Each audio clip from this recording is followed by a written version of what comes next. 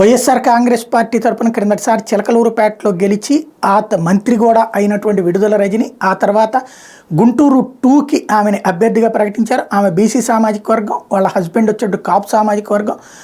ఆమెని గుంటూరు 2కి వేస్తే ఆమె జనవరి 1 తారీఖున కార్యాలయం ఏర్పాటు చేసుకోవడం ద్వారా సక్సెస్ అవుదామని భావించింది. తీరా చూస్తే కరెక్ట్గా ఆ టైంకే ఒక కీలకమైన సంఘటన చోటు చేసుకుంది. డిసెంబర్ 31 నైటు తెల్లవారుజామున టైంలో ఆమె కార్యాలయం వాస్తవంగా తెలుగుదేశం 2-3 వేల ఓట్ల మెజార్టీ వచ్చేటటువంటి ప్రాంతంలో ఆమె తన కార్యాలయాన్ని పెట్టింది. సాధారణంగా అంతకుముందు కాంగ్రెస్ అయినా వైసీపీనైనా సరే ఆ పక్కన ఉన్నటువంటి లేబర్ కాలనీలో పెట్టుకుంటూ ఉంటుంటారు. కానీ ఈ మాత్రం తెలుగుదేశం స్ట్రాంగ్గా ఉన్న ఏరియాలో పెట్టింది. అక్కడ దాడి జరిగింది. దీంతో ఇది పక్కా ప్లాన్తోనే జరిగిన దాడి. ఈ దాడి వెనక ఎవరన్నా వదిలిపెట్టేది లేదు. ఓడిపోతామన్న భయంతోనే టీడీపీ దాడికి పాల్పడింది.